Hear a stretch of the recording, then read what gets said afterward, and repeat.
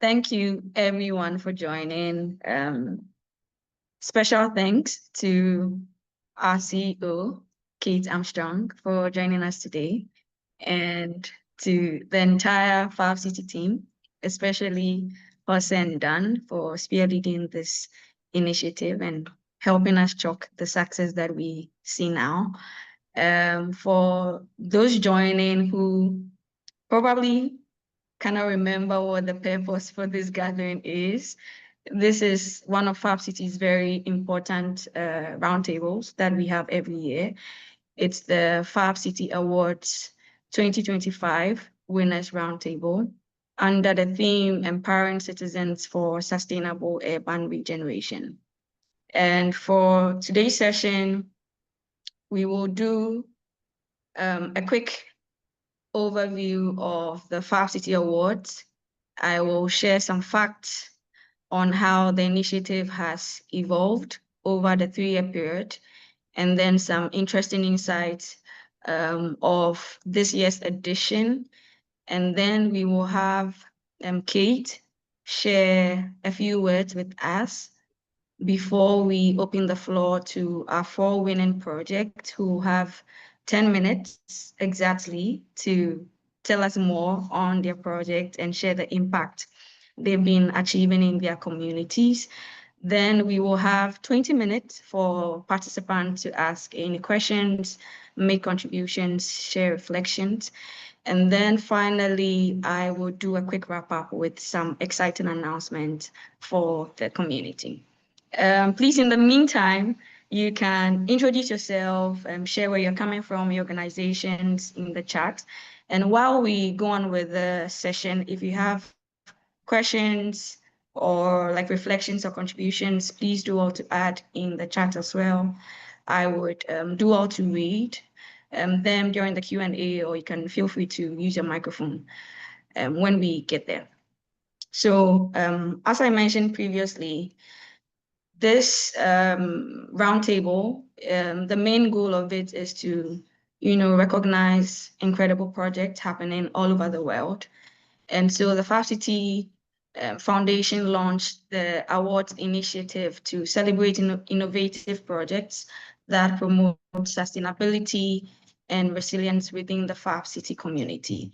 And we specifically seek to recognize excellence, that is, honor projects that embed principles such as sustainability, use technology to create meaningful social impact in their communities. We also seek to promote distributed design values, that is, showcase projects that use principles such as collaboration, openness, ecosystem thinking to support the work they do.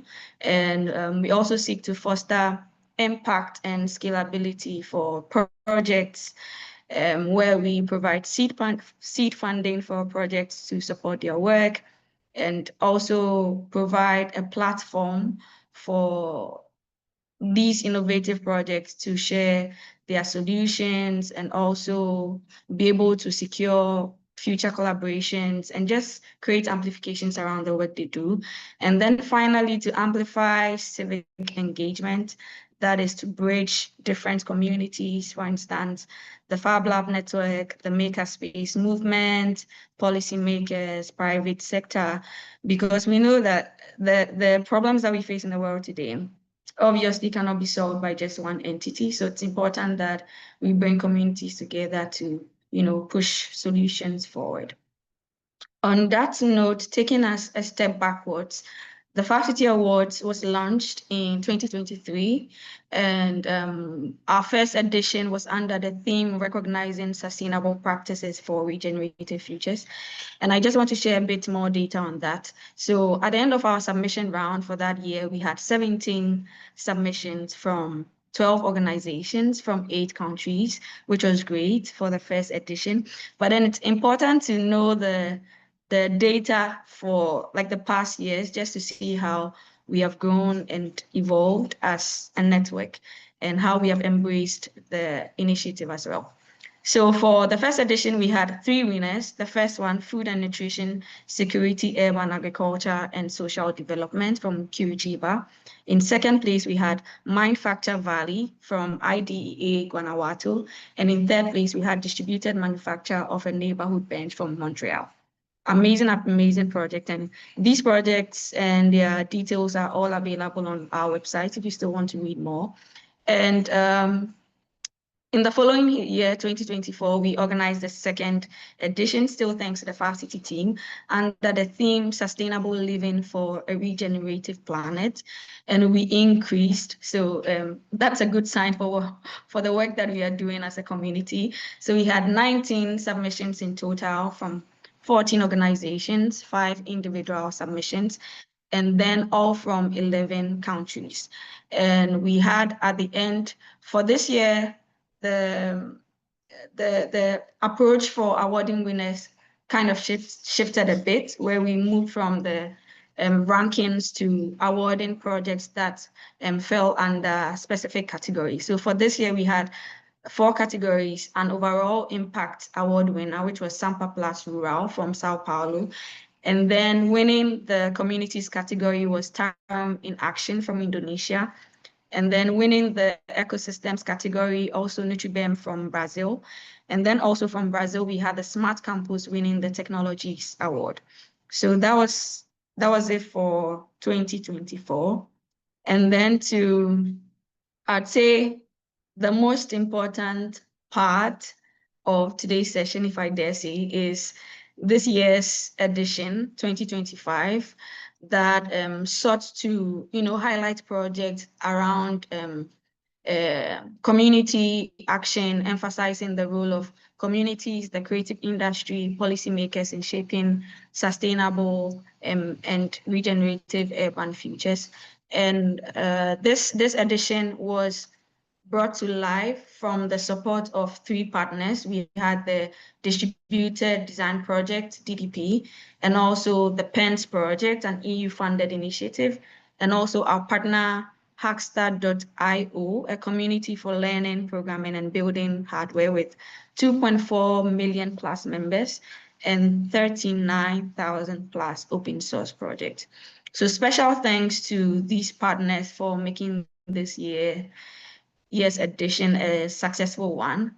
We are truly grateful. I'm hoping that in the coming years, we would have more partners and more networks and communities joining us, making this initiative a reality.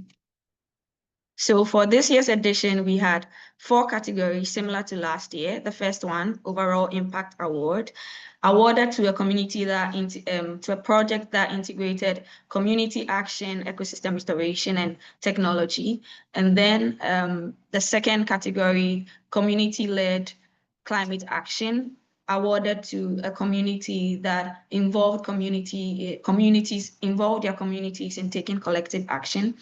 And then the next category, Sustainable Tech and Circular Innovation, awarded to a project that leveraged technology and innovation to create sustainable impact.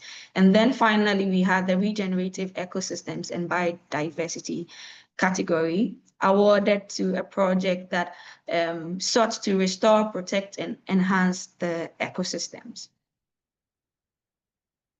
Also, we'd like to especially thank this team of jurors. We had 15 of them, globally distributed, who made significant contributions to this year's edition. We had an overall 169 evaluations done by just these 15 experts, which is just amazing. And we are super grateful for their time and efforts.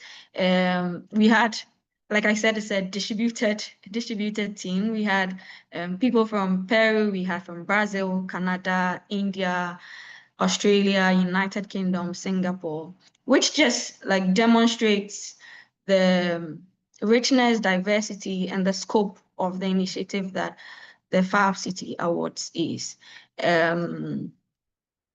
So a bit more details into this year's edition. We had a total of 56 submissions, which is amazing, amazing. And special thanks to the network also for embracing the initiative and continuing to support with their projects and entries. So for 56 submissions, we had them from 45 organizations, 21 individual submissions from 22 countries all over the world. And as I mentioned earlier, a total of 169 evaluations done by our expert team. So for these incredible projects that won this year, we are also happy to have representatives of these projects on our call today. So in the overall category, or the winners of the overall impact category, we have Kovai Black Soldier Flag Project from India, represented by Anupa. She's on the call. And then for the communities category, we have SIFAIS Lab from Costa Rica, also represented on the call. And winners for ecosystems category, we have Good Einern from Germany, also here. And then finally, the technologies category, CIEC Madrid from Spain. Amazing, amazing, incredible projects that we will hear about later on in this session. And I think this is interesting to see that for the submissions we got, a few of them, or some of them, came from maker spaces, from creative spaces, public sector, private, even the private sector, social innovation hubs, academia and community organizations. And then we had 33.9% of those submissions being female-led applications or projects, which is extremely impressive for the awards.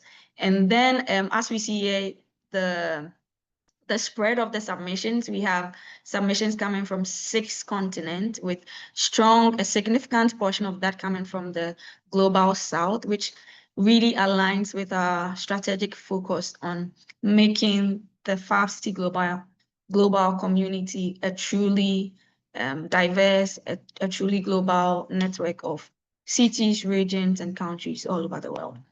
So special thanks to project submitters once again. I think that when we award projects, we award maybe a number of them, 4 out of 56, maybe in the future 100, 1,000. But that's not to say that we don't appreciate the work of the other project submitters. It's not like any ranking on who is achieving the most impacts and such. It's just one of those things to give winners or give an award. But we truly appreciate and admire the work happening in other places. And for anyone who submitted a project in this year's edition, we are very thankful for supporting the initiative. Before we move on to hearing from the different project winners, we will give some minutes to 5-City Foundation CEO, Kate Armstrong, who has a few words for us. Over to you, Kate. Thanks, Frida. Can you hear me? Quick intermission. Oh, yeah. Frida, we're going to switch slides because we're seeing a lot of gray blocks on your slides. So I'll share my slides, or I'll share the slides. And you can do that while I talk, Dan, because nobody needs to see my face on there. You can see my face here. I hope you can hear me. I wanted to jump on and say congratulations and thank you so much for everybody's effort in this process. We definitely recognize that the application to take part in the Fab City Awards is intensive. We recognize that our jury, who have gone through 169 different application process of judging, that is quite an intense process.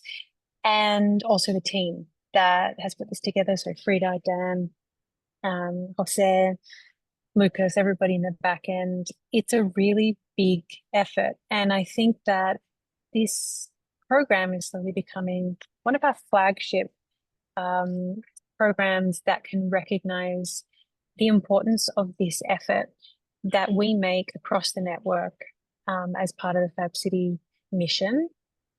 And what I'm really thankful for is that, as Frida rightly noticed, that every single one of these projects has gone through that process. Every one of our jurors has made the effort to go through the process. And we feel that this type of effort only shows how important the mission is and how excited we all are to be a part of it.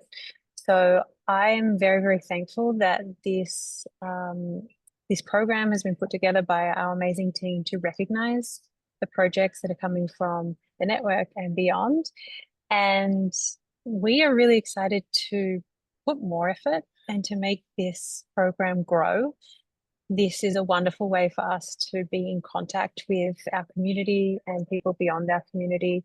It's an awesome way for us to see, you know, collectively all together what's happening out there across the world in every continent, and lots of small efforts, lots of large efforts, and all of the different variety of ways in which the community is having impact. So thank you all so much for your effort, and I'm very, very excited to see the projects this year and of course all the projects next year. So thanks, and let's see some projects. Thank you so much, Kate. Yes, let's see some more projects. Okay, so moving on to our overall impact award. I'd like to do a quick intro of the project, and then I would hand over to Anupa.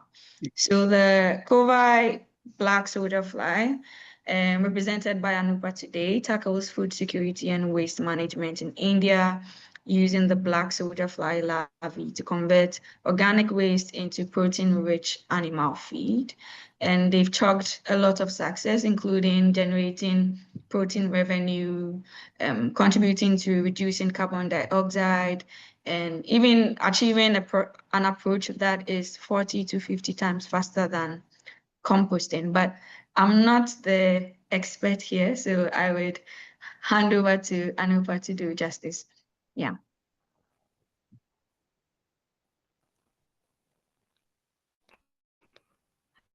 Hi,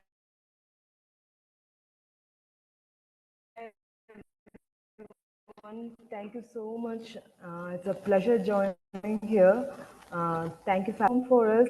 To be frank, it has given us a leverage to project ourselves globally. It's very important at this stage of our company. So I really thank FabCity for this opportunity. This is a sustainable project. It has its own ups and downs and challenges, and support for sustainability project is important, but it's something that is lagging. So an award like this is really, really encouraging for me, for my company, and for my team. So I have wholehearted thanks, first of all, to recognize us, recognizing our work. So with that note, I like to introduce about soldier fly larvae to make compost out of wet waste. So mostly it's mixed waste, urban waste, and food waste that we target. And BSFL is very versatile in that sense to handle all the stuff waste, I would say, where segregation becomes a problem. It's a real hindrance and issue. And end of the day, even including the dry waste, which has some supply chain value, also ends up in landfill. So our focus is mainly on that, using BSFL, leveraging the ability of BSFL. So what exactly this particular insect, why only BSFL, or what it exactly does? Because it works on real waste. In India, the actual scenario is nothing actually goes as waste compared to the Western scenario, where here even the used or spent grains from out of factory is also directly consumed as cattle feed. It all has value. The only thing that BSFL has its usage is the waste, food waste, which we couldn't process, or mandi, or vegetable waste, which doesn't directly go as a feed, or wet condition, which couldn't be transported. So this particular insect is very versatile to handle it. And it is small, but highly nutritious. So we can find a huge value there. We can definitely fill up a gap and bring the circularity into play. It can be added as feed, and a very safe insect, and total sustainability can be achieved with BSFL. So that's why we chose this, and it's mainly based on the sustainability act of it, where we can process wet waste and convert that and complete the entire cycle. So the compost is also used as biofertilizer. Next slide, please. So how we do it? Compared to bigger units, we opt for decentralized models, smaller units, because waste is everywhere here. We have huge production of waste, and it's all generated in micro level. Transportation is an issue. So we wanted to get into decentralized model where we can easily transport baby larvae to different centers, processing centers, than transporting the wet waste to a centralized unit. So that's exactly what we do. We get the waste segregated, and that is done by a third party. We only handle wet waste, wet decomposable waste. So we use a larvae from a breeding unit. We transport the small boxes of larvae to the actually waste generating area, and we deploy it. And that gets converted into compost and biomass within 15 days. So from that, we have a centralized unit to process the biomass into feed. So we have both a B2B network and D2C network, where we cater to a pet brand called Tom Tommy, and also we focus on the catering to feed segment, mostly on aqua local fishes, where we even try to give them in live or frozen format. Next slide, please. So why exactly we do? Why we had to use BSFL or go for this particular biological method to mitigate wet waste is based on these facts that we get dual revenue out of it. We have income from the biomass, and we have income from the fertilizer, FRAS, biofertilizer. So those are dual revenue. The other aspect is the biomolecular aspects, like even there is a third category of waste out of BSFL unit, the shells, the exoskeleton of the larvae, which has a good biomolecular aspects like chitin and chitosan, which can be expanded. So we are into a project for using the chitosan out of insect to wrap vegetables, in the sense like it will be like a bio wrap for the vegetables to extend the shelf life. It is already there with chitosan, but insect-based chitosan application is something new. So that is what is in the next pipeline. That will be more on the biological aspect, and that comes into the value-added wing of ours in the processing side. Apart from that, BSFL can process versatile waste. It is faster in conversion compared to the traditional composting, and we can do it in model. Larvae are very small, so we can do it in any scale. We want to process 10 kgs or 10 tons, can be done with this larvae. So it is very easy to scale up based on the requirement. So these are the aspects that generates interest for this kind of business. So that is why we are into it. Next slide, please. So this is on the value-added version. We have created product out of it. The list of products that you see on your right is all B2B segmented product, where we convert that into meal, which directly goes into pet segment majorly for us. It is used as an ingredient in pet foods. Oil is also used as ingredients. Rest all, FRAS is for agricultural purposes. Rest all is for feeding, direct feeding in different formats. On the left side, the Tom Tommy brand is we created for insects. It's one of the pioneer brand in India using insect meal, and we have just launched. And our flagship product would be the oil. High in uric acid, very, very healthy oil composition. So we have enriched that with algae-based omega oil to make it really sustainable. And this product is also available for commercials. Next slide, please.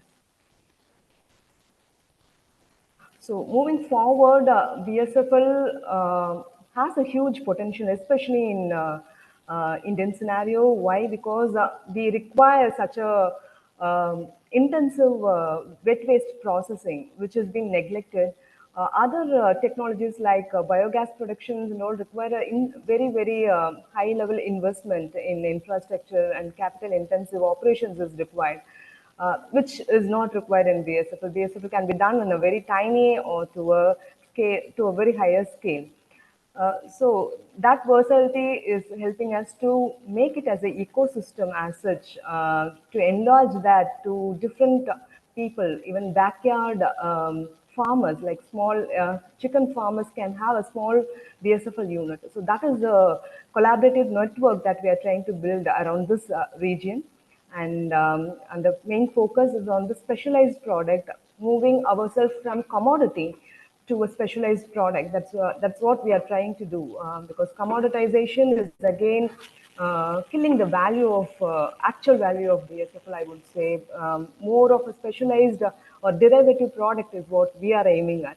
So in that aspect, we are looking into chitosan and antimicrobial peptide aspects, glucosamines, which are all derivative biomolecules, which we are looking intensively to bring out product out of BSFL than just commoditizing the BSFL's goodness. And biofertilizer, it definitely has a big impact with the BSFL, especially with the phytopathogenic properties. So I would say a huge way to go ahead with a lot of R&D, but definitely an important project, definitely a promising project for us. And we could do it. We could now show the results. So that is very encouraging for us. So that's about our project. Again, thank you for this opportunity. Yeah. Really interesting and insightful, Anupa. Thank you. Thank you. I like the statement you made about nothing being waste and everything being of value, and you've demonstrated that all throughout. Yeah. Yes. Thank you so much. And for staying within the 10 minutes time allocation too.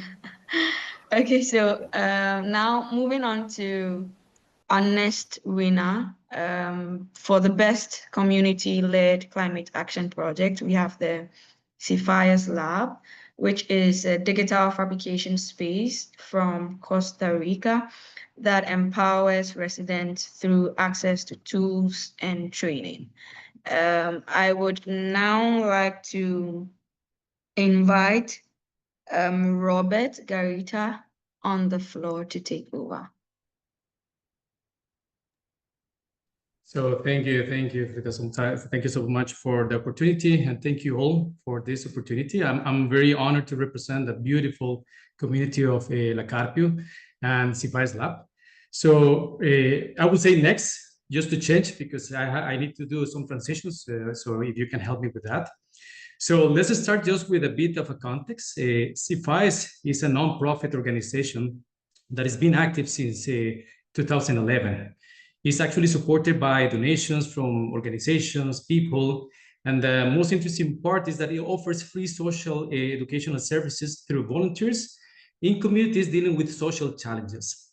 Next, please.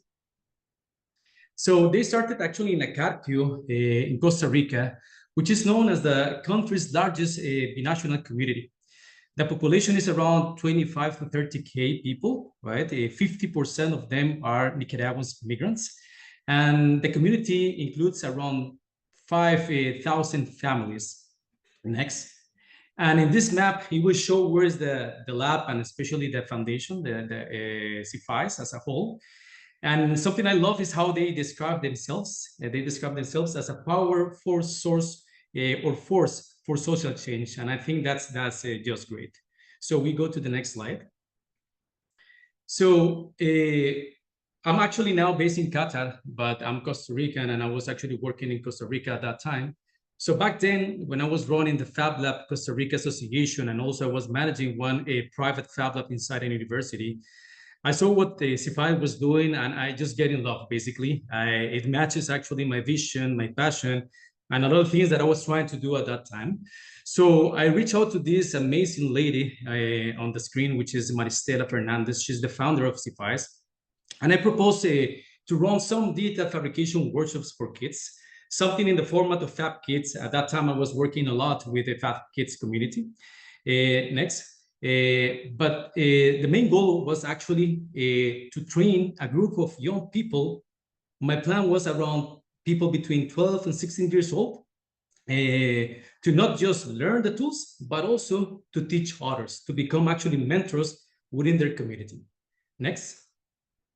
So we end up actually working together for about a month with this amazing group of 12 kids who will come to the Fab Lab during the weekends for the hands-on training. And that was just an amazing experience, to be honest. One of the things that I'm very proud of being part of it, right? Next. So this pilot actually was with the idea of try to do a workshop inside the community first. So this is the cool part. After a few weeks of training, the same group of kids run their very first workshop in their own community. So what we did is that we brought some mini Fab Labs. We introduced them to some tools and processes that had never been part of SIFAIS program before. So with this, for me, the main goal was actually two important things. First, to validate that there was an incredible potential in the community, and that SIFAIS will have a huge benefit for having a Fab Lab inside their facilities. Next. So with this, we started actually a crowdfunding program to make it happen.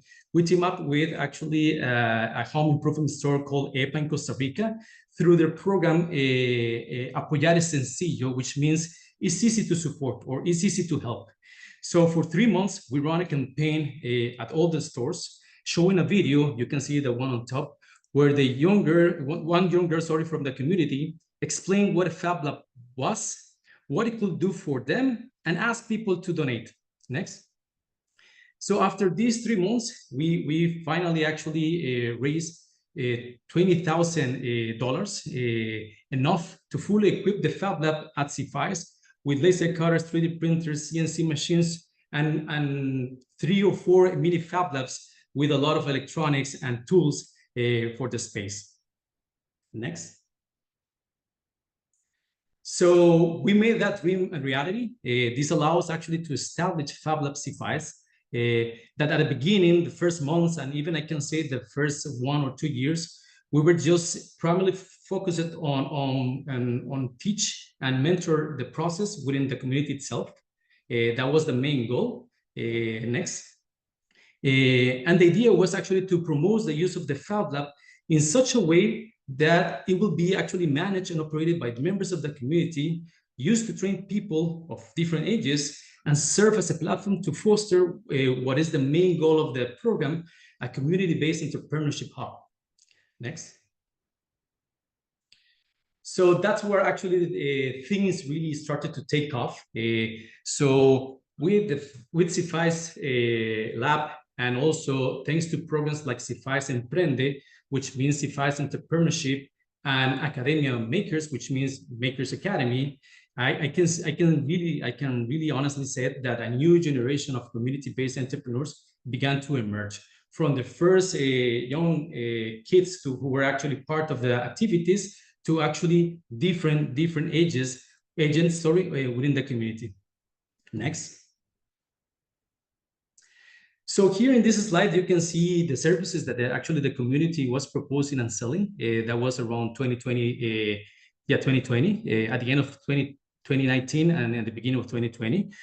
Of course, you know what happened at that time with the pandemic. There's a lot of challenges and needs due to the 2020 pandemics.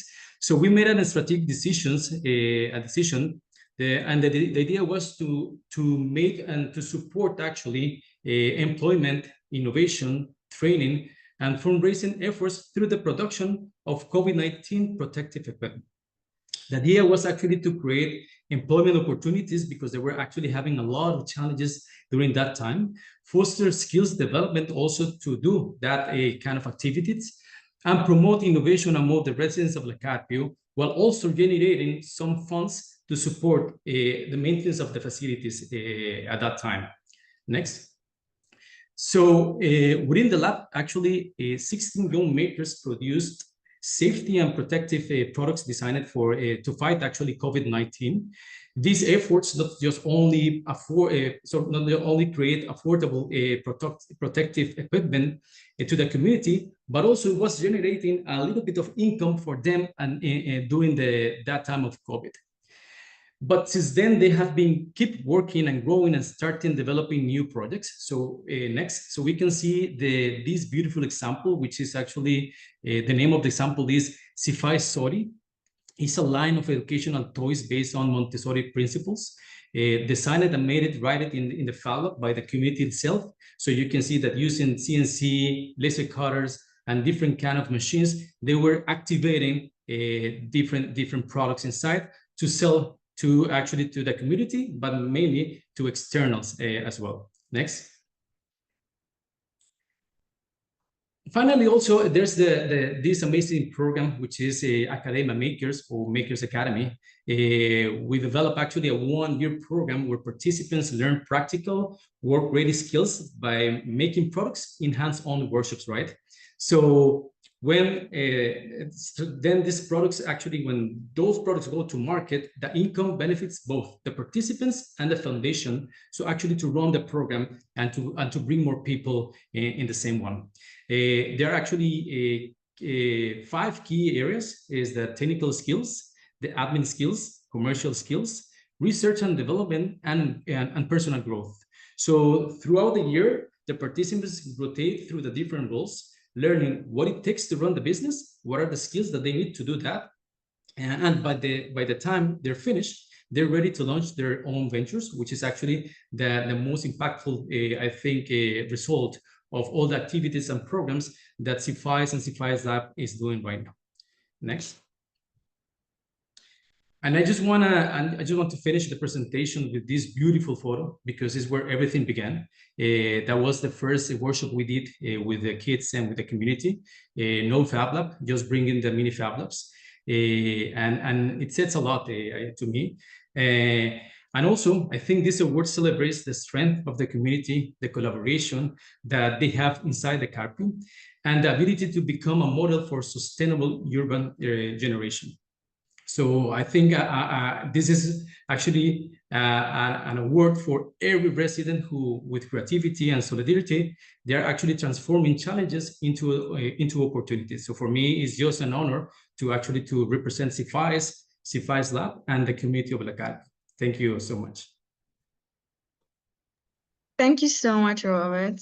This is so inspiring, and it's just truly amazing that when we empower communities like this, they are truly able to do things for themselves or create solutions for themselves. So thank you for sharing these insights and also making the effort to join us today. So for our next project, we have for the winners of the Sustainable Tech and Circular Innovation category, we have CIEC Madrid from Spain, and representing them is Maria and I believe Lucia as well. So Maria, if you can hear me now, please take over. So like before you do that, a bit on CIEC Madrid. They're a public-private innovation hub that is advancing circular economy, green entrepreneurship, and climate action.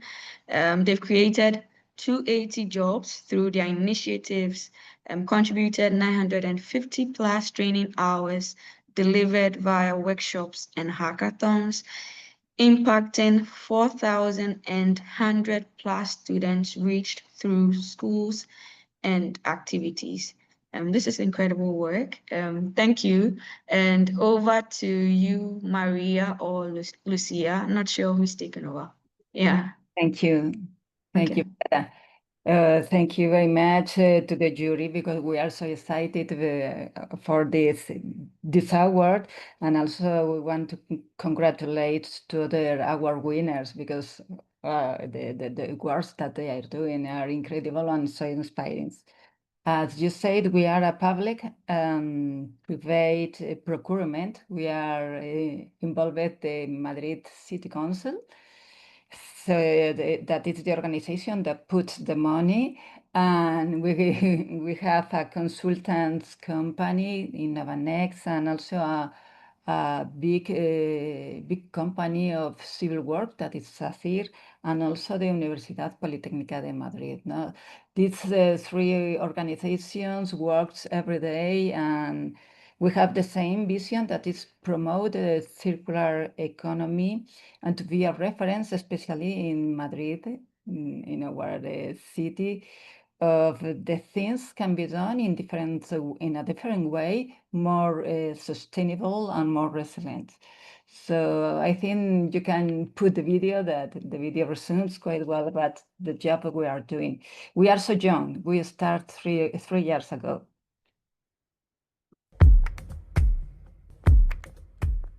How cities become more sustainable and resilient. Since 2022, Madrid leads the urban green transition with the Centre for Innovation in Circular Economy, co-funded by Urban Innovative Actions, an ecosystem of innovation and talent bringing together entrepreneurs, citizens, universities, technology centres, financing agents, and the Madrid City Council in a unique public-private partnership dedicated to shaping a sustainable and regenerative future for all. CIEC Madrid functions as a network of industry giants and mentors, guiding startups in developing innovative circular businesses and assisting existing companies in transitioning from linear to circular models.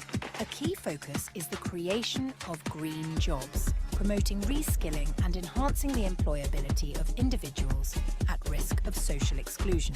At our Fab Lab and Laboratory of Nature-Based Solutions, citizens actively participate in learning, prototyping, designing and applying circular solutions while experimenting with sustainable consumption practices. Through mentorship and circularization programs, we are catalyzing change across Madrid's economy and social fabric. From Madrid, we're shaping a future that's already here. En Madrid somos circulares. ¿Te unes? Well, it was a bet of the Madrid Council, because we want to promote this kind of new wave of acting. So in the CIEC, you can find a co-working space where entrepreneurs and startups work together. And also we have spaces for the citizen participation.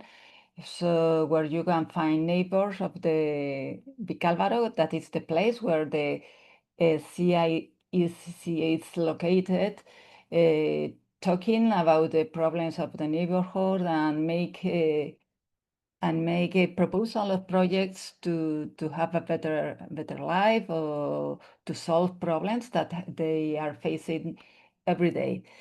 And also we have a Fab Lab.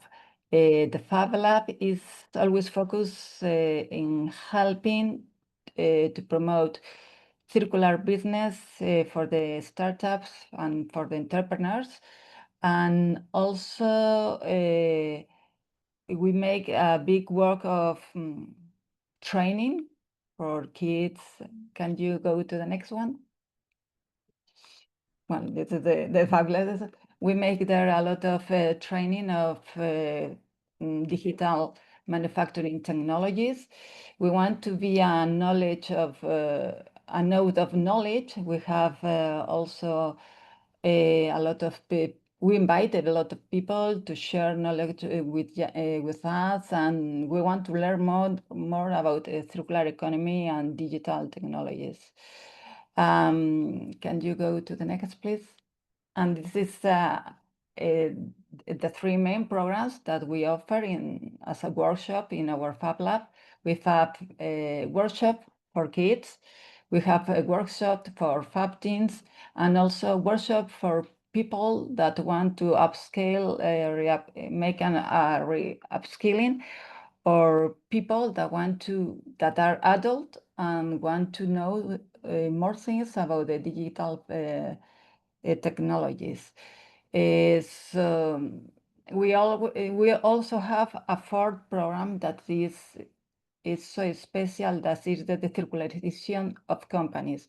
We are working with companies that are located in Madrid, that are working for 10, 20, even more years, and we are working with them in redone their processes, redesign, applying eco-design in their products. So trying to convert the linear processes in circular processes. And it is quite interesting because there are people or there are companies that are very, very well established in our economy. And we are learning a lot about them. Can you go to the next one? This is the posters of the people, some of the peoples that help us to follow, and they are so inspiring to us. We started in 22 with these open lab sessions that are conference, and you can also see in streaming. And they are so inspired for us. Can you go to the next one? Also, I think one of the successful things of the theater is the people that are working there, because all of them have the same vision, to promote the circular economy. So I want to say thank you to Lucia, to Bernardo, that are the people that are every day in the Fab Lab working. And really, the people that are working there are incredible. So I think that in the Fab Lab, we can experiment. Our startups or our companies can make prototype, can make experimentation, can think out of the box, and they can rethink in new processes based in circular economy strategies. We also gather people with different profiles. Everybody is welcome. It can come from companies, or it can come from the neighborhood or university. We also are promoting collaboration. We want to make a big ecosystem where we share the knowledge and we share our experiences. So everyone is welcome, and also is open to citizens. Every person that one needs the machines, they need training, and they want to make a repair or a manufacturing of something, the access to the machines and the training is free, and also for the companies and for startups. And the use of the machinery is free. Yes, they need to bring the materials, because we cannot have all the materials that they are using, but all the materials except in the 3D filament that used to make it is the only condition that they need to bring for us. Can you go to the next one? We also have a special machinery. We have a plastic recycling line that for us is very important, and also is very connecting with the university, because they are bring us the opportunity to design new materials, to try to recycling with different plastic, with different ways, to add PLA with some food waste like coffee or like the orange peels, things like that, and we make our own filament. We have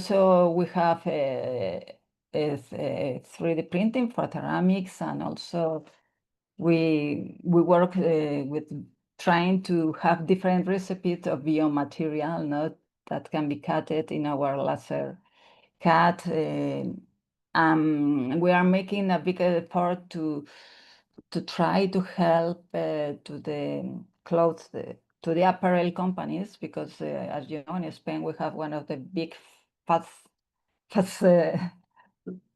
fashion companies. For us, textile waste is one of the the big problems that we have. So we are promoting hackathons, and this last March we make a big hackathon about textiles with 6 companies and with 77 students that come during a week to face the 17 challenges of these companies now, for instance. And next one, please. This is an example of how we can collaborate with the company, with the universities. Some of the universities have that we call communities, that are people that are that want to make works, in this case, in circular and regenerative practices.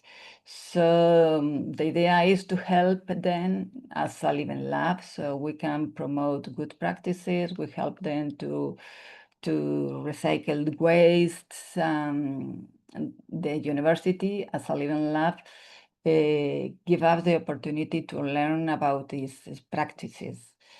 So this idea is growing up and is exported to other universities thanks to the ELISA European University, that is a European University of Engineering universities. So we are growing in this line, and I hope that we can make it bigger and bigger. No? Another fab labs from this university, it can make such fab labs, so we say hermanados. So, Lucia, you can help me how we say that we can replicate this idea in the other universities. Yeah. Maria. Hi, Maria. And I think that is everything from our side. Okay. That's all. Thank you very Okay. much. We are so excited. Okay. I don't know if Lucia, you can say something or. No, just an additional note is that we have representatives from the city's waste management center. So this is a collaboration that we are working since the beginning, but now during this month, they are going to come to the center and have a place there. So we have this connection, very important connection with this center, with the waste and our ideas about products and businesses. So we close the circle in this way. All right. Thank you so much, Lucia. Sorry if I sounded like I was rushing you, but thank you so much for sharing your impressive projects. So to the final. Well, that's an image of the ecosystem that we have been created. Yeah, a lot of entities. Thank you. Yeah, so to our final project, Good Einern from Germany, they won the Regenerative Ecosystems and Biodiversity Award category. I think we should go straight to Dominic now, since we've run out of time. So Dominic, if you can hear me, over to you. Thank you, Frida, and thank you, and hi to everyone else. First of all, I was already very amazed to win this award, but after listening to all the predecessor projects, I'm even more amazed. Great work and really, really impressive. But let me tell you a little bit about Good Einern, or even more, not really about Good Einern, because this is quite a large project with many, many topics. So it's all around an old farm. We try to put new life in here in Wuppertal. And it consists of a multi-generational living project, maker spaces. We do workshops, but since we're now focusing on the educational side of things, let me explain you a little bit about our work in that sector and how we try to empower citizens for a more sustainable future. Next slide, please. a few key facts. We are very, very fresh. So we just founded 2021. We are very proud that we managed to have already 9 fixed employees since we've started with basically zero budget. And just a few years ago, we are part of various successful projects. We are also applying for being a FAB region with our partner cities, neighbor cities, Remscheid and Solingen together. So Wuppertal, Remscheid and Solingen.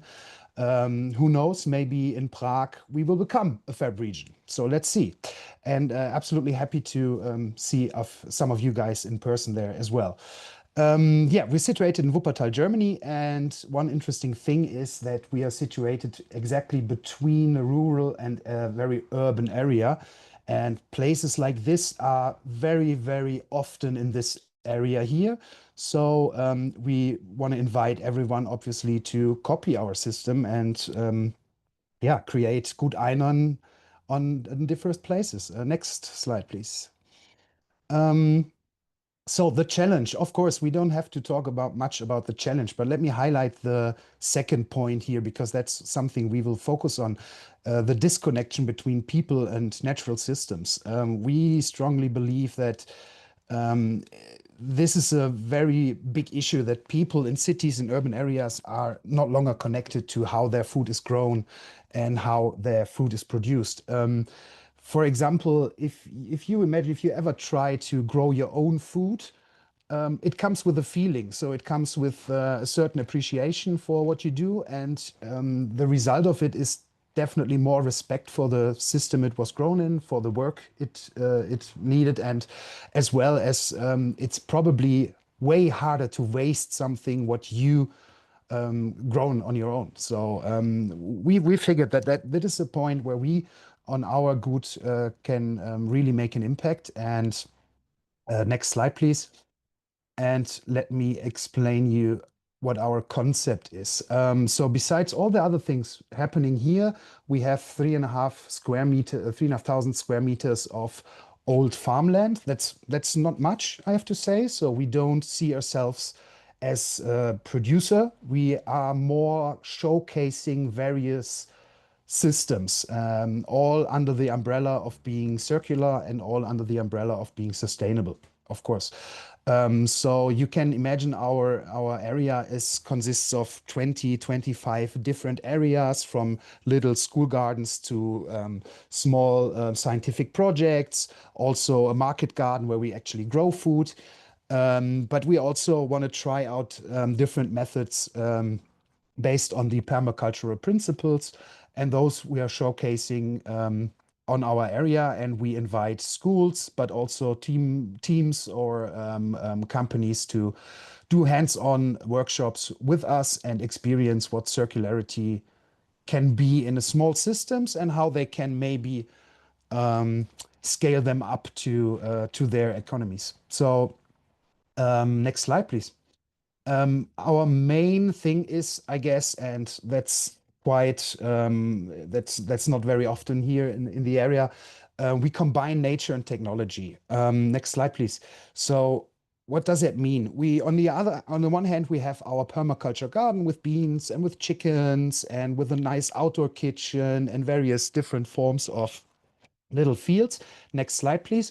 But on the other hand, we do have a vertical farming system and various other systems like a farm bot, which are very high tech. And what we're doing with those systems, we use them as accelerators and as vehicles to reach more of our target audience. Because if I remember my youth, so when I was 12 or 13, and I was quite interested in nature things as well, but of course, I wanted to spend time on my computer and playing stupid games and whatnot. So what we figured out, if we have a group of 30 kids here, 20 of them have some sort of connection to nature. 5 of them maybe have a very intense connection. They grow their own food, or they have a small garden, or they know it from somewhere else. But 5 to 10 of them have no connection to nature whatsoever, and they don't get this connection because they're simply not interested in plants. They want to watch YouTube. They want to be a YouTube star, podcasting, gamer, streamer, whatever. So what we're trying to do now is, next slide, please, is use various tools to reach those kids. And you can trust me, if we have 100 kids here with this combination of nature and technology and all those tools and all these systems, which are very modern, very high tech, we reach 100% of our target group, and everyone can somehow be pulled onto our train of knowledge, and we can start making an impact on those kids. So next slide, please. We have also various other modules.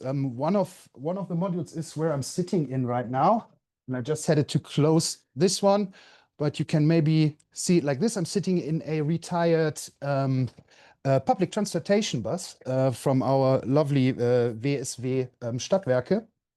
And this is also part of a project. What we're doing now is, this is more or less a mobile makerspace / fab lab, but also a media lab. So we have a podcast studio here. We can present something. We have workstations for 3D printing. We have lots of other equipment. And we can equip this bus very modular. So when we visit schools or other events, sustainability events, for example, then we can decide what we want to put into this bus and how we want to equip the bus to have the most impact on the target group we are visiting. And you also can see on this little graphic here our outdoor kitchen. This is situated right behind me, because this was a missing piece. We wanted to show the full system. So that means from seeding, not only to harvesting, but also including to cook, to also manufacture things, to prolong the shelf life by creating pesto or soups or whatever. So this is all done here on one a big educational space, and it's also a great place to be in the summer, I have to say.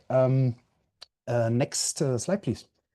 And to give you a little example, if you look at the chicken and you think about circularity, then obviously the chicken is a very, very good vehicle to bring the kind of hard topic of circularity to young kids. Because the chicken, of course, it needs water, it needs some sort of food, but it also gives you nutrients, it gives you fertilizer and so on. And this is one thing where we managed to bring those very hard topics to even the youngest kids and make them understand the importance of circularity. Next slide, please. And I think I have to speed up. Yes, and also what we try with our tech, we try to improve the tech. So just as a little example, the vertical farming is obviously not the very best system to produce crops here in our area, because we have quite high labor costs and energy costs here. But what we did, for example, was we take the warmth from the LED, which is basically just put into the air, and we grab the warmth, feed it into our heat pumps, and try to heat the building next door with that. So also in this cases, we always look to make things circular and bring things, puzzle them together to make them more sustainable in the long run. Next slide, please. And I think,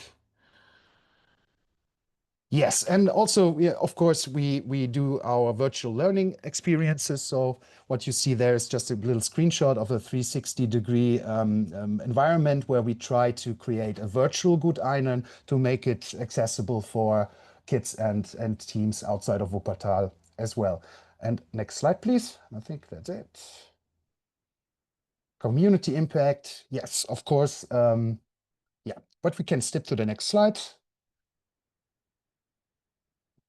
That was the last thing I want to say. Please feel invited. We share everything, of course, in sense of the FAB idea. Everything is open source, everything is recreatable, everything is upcycled, and we are happy if people, copy our ideas. So next slide, please. That's the one. And whenever I don't find a proper picture, I just use a picture of Bruno, our dog. So thank you, everyone.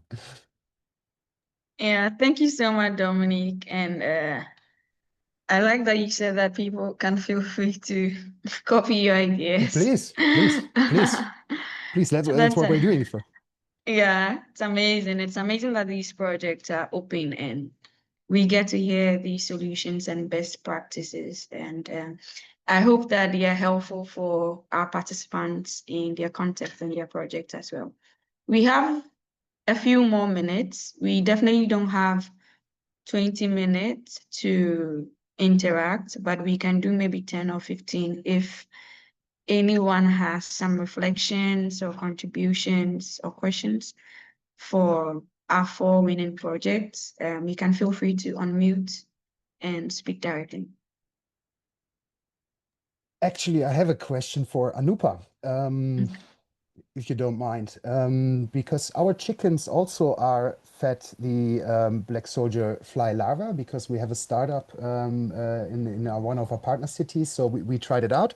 And what they are investigating is the possibility of creating energy from them as well, because I think they produce a lot of warmth. Is that something you are looking into as well? And is there any thing to tell me or progress on that one? Thank you.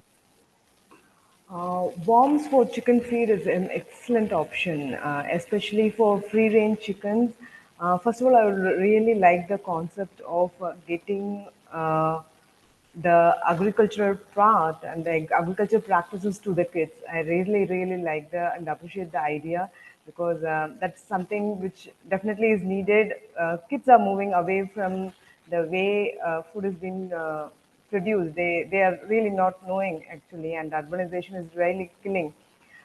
So I really appreciate the idea and the work that has been done at your farm. And as far as BSFL for chicken, it's especially in live form, it is very, very nutritional, and we are converting that into commercial scale as well, because free-range chickens are being promoted now than the commercial level broiler chickens in our region. People started understanding the need for free-range chicken. So the worm production and the requirement for chicken is meeting up. And that can be very well done in a backyard farm. That is the point here. We try to create a small setup, a small biopod, very, very low cost, very minimal DIY based biopods. That design is excellent for backyard BSFL farming, like just a biopod design. Just you need the sunlight, which is plenty available here, and you have to keep it open. That supplies enough BSFL larvae for the chickens. I would love to share the design of the biopod that we did with you, sir. So that is actually working good. In the ratio of 33%, that is what we recommend, 33% of BSFL larvae with 33% fresh feed or free range, and just 33% of the actual feed, grain feed. That's working out excellently well, and we are achieving FCR of 3.25. So that is very good for country chicken that to be reared in free range. Hope I have answered your question. Is there anything specific that you're asking for?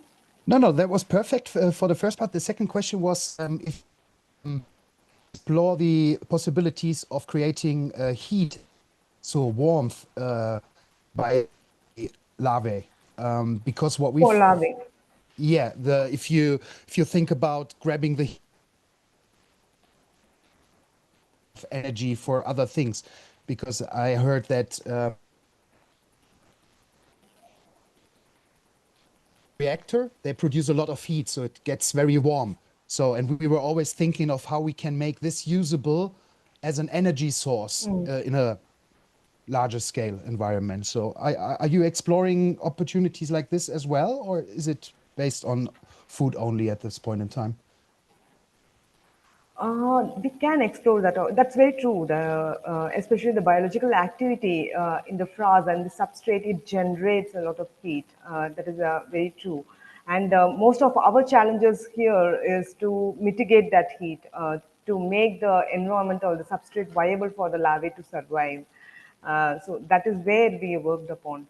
But how efficiently we can grasp that heat for other that is a good idea to explore. I really like to explore, but I haven't given a thought about it. But it's a good point to explore. definitely a good point to explore, because it's always we wanted to mitigate the heat here in the substrate. That was the thought process. The usage of heat, maybe that thing we have to explore. Yeah. Very, very interesting. Thank you, Anupa. Thank you so much, Leah. Thank you, Dominic and Anupa. We have some minutes for some more questions. So if anyone has a reflection, contribution, questions, now is the time.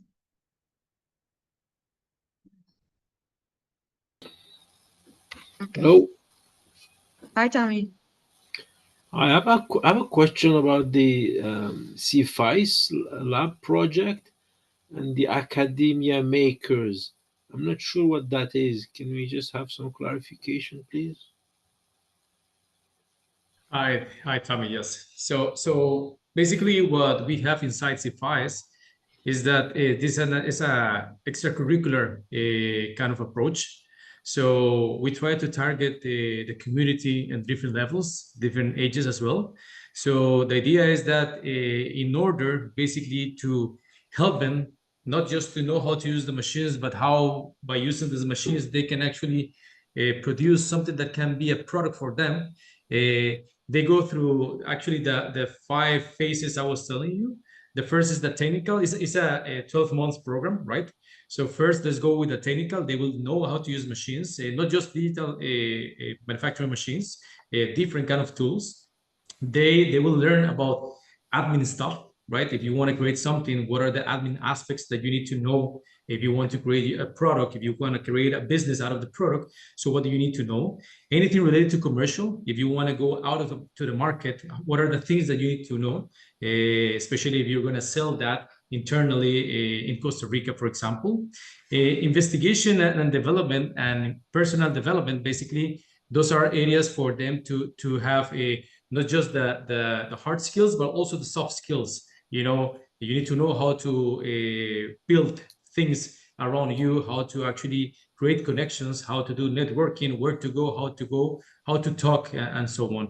So that program is helping the community to go through those 12 months, and they will change different roles. It could be in different ways. You come with your idea and you want to produce that, or you want to support an idea that's already there.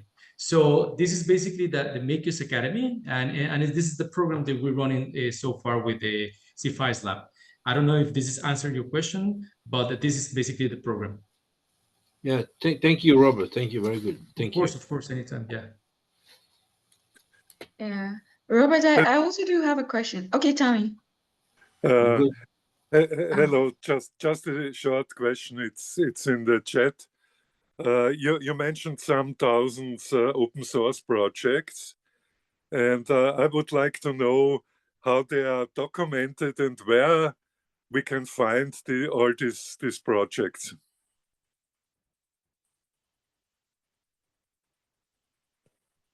Hi, Leopold. I believe that in the chat, Josefina has shared a link to an article that we have on Medium, which is almost like a repository of all the projects, the winning projects we have. So it shares more details on each project and also links to the different project websites for extra info if you want to collaborate or anything. So you would find the link in the chat if you just look right in the responses of the message you typed. So you can confirm if that's good. Okay, thank you. Welcome. Yeah, Robert, I did have a question for you concerning, I think you mentioned crowdfunding for the work that you do, and I wanted to know what kind of approaches you've used to crowdfund for resources for the makerspace. So well, yes, basically it's been a private-public kind of approach, right?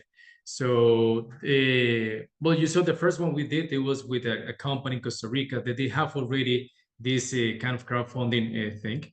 But to be honest, right now, SIFAIS is basically, as NGO, is applying for different grants. So what we do is we apply for those grants. because the most difficult part, because SIFAIS Lab is just one small area of SIFAIS as an NGO, right? They run music programs, arts, a lot of stuff for the community. So to be honest, they rely a lot on the people. So you can see that in Costa Rica, if you're a singer and you want to actually work, you can go and work during the weekends on the community. And that's the one, or this is how they're actually creating a foundation of all the mentors and teachers that are supporting the community. We have a lot of collaborations with private and public universities, right? So also that help us a lot in this kind of transfer knowledge approach or sessions to understand how to run things and how to make things happen. Right now, to be honest, we're struggling a lot in terms of getting funds, because just as an example, one of the things that we're going to use is this award to do another crowdfunding for SIFAIS Lab. So in the past, we can say 5 to 6 months, we've been struggling because we need to maintain the machines, right? And there's a huge investment on that. There's a lot of things related to materials and so on. So right now, the beauty of this award for the community is not just to celebrate what they're doing, but it's also going to support us to do another crowdfunding kind of approach. So I'm going to work very close to Maristela and the organization. But basically is that we apply for funds. There are a lot of programs in Costa Rica also to support such initiatives. And we'll see how we're going to do some boost now with this award so we can bring some money back to the community. But yeah, this is basically the approach, Greta. Yeah, thank you. Thank you. Yeah. Thank you, Robert. Do we have any other questions from the participants for our speakers? Okay, Louisa in the chat says she has a question. Louisa, do you want to speak, or would you prefer that I read it out? Hi, hello. Do you hear me? Yeah. Cool. Correct. Sorry, I'm on the road. Yeah, I have a question to CIEC Madrid about the Nature-Based Solutions Lab. I found it really interesting, and I wanted to know if you could share a little bit more of the implementation resource used to set up the lab and some of the projects developed there. Yes, I'm not the right person to talk about this lab because I'm not managing the lab, but the point is we are now finishing the construction of the lab, because we are we have plants and trees, but also we have structures with photovoltaic cells.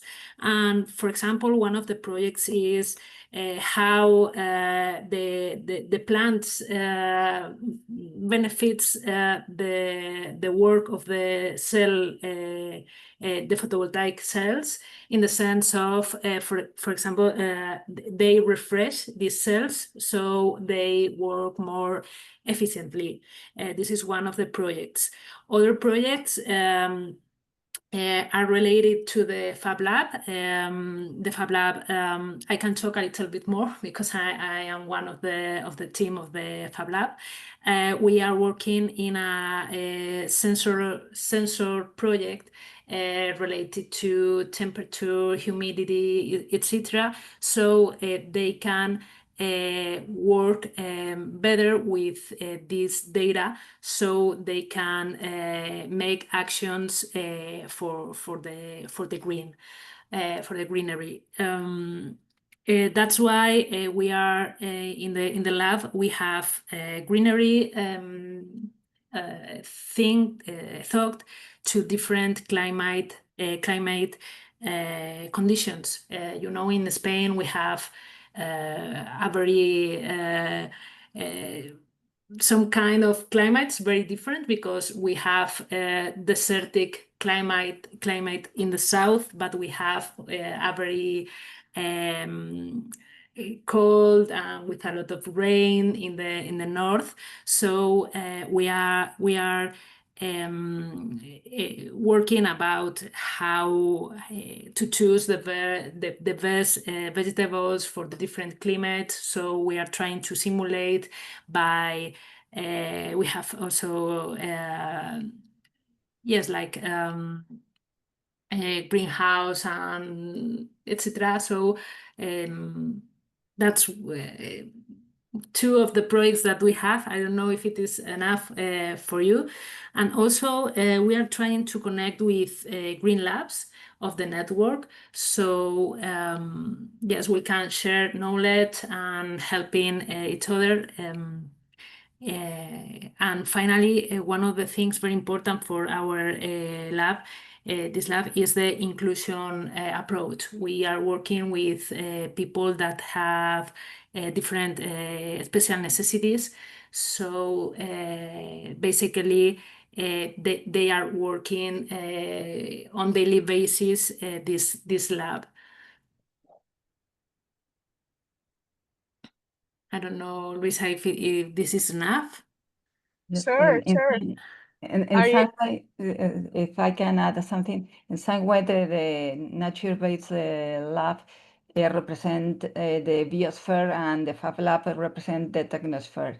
So we are trying to make connections. We are trying that our waste, maybe some plastics and kind of biomaterials, can be added in the compost site to be converted in food for the grass. And also we have some pilots to recreate, how we say pradera. You know, I don't know. In Spain, everyone wants to have a green grass in their plots, but it's not possible because we have a very, very dry, we don't have rain enough to support this. And we are designing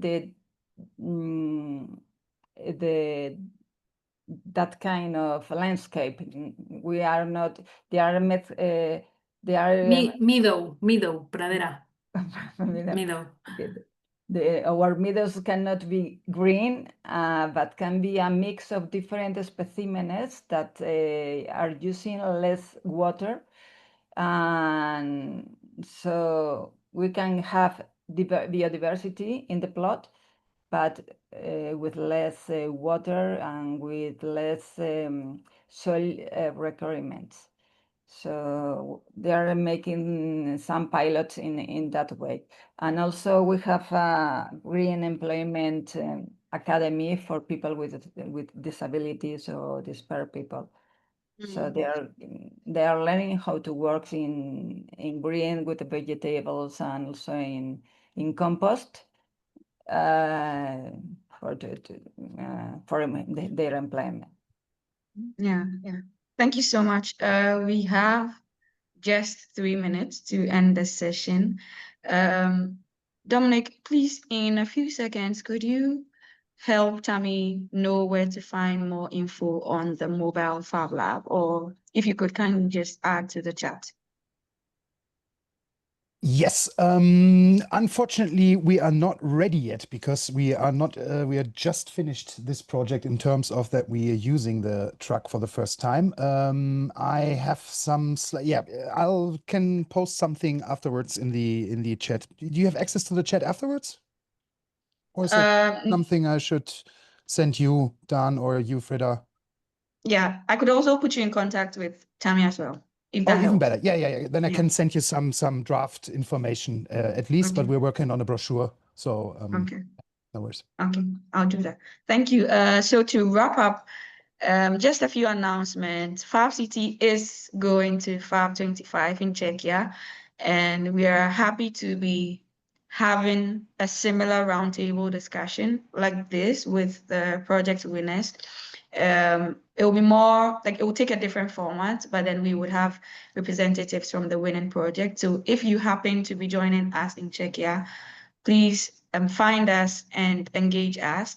We also do have a survey going around for the Fab City network, just for us to know who is coming, what they're doing, and how we can, maximize the opportunity of meeting in person every year. And then finally, the Fab City Awards 2026 edition. We will have more info for this edition soon. So if you'd be interested, Dan already shared a link for you to sign up to get more info on this.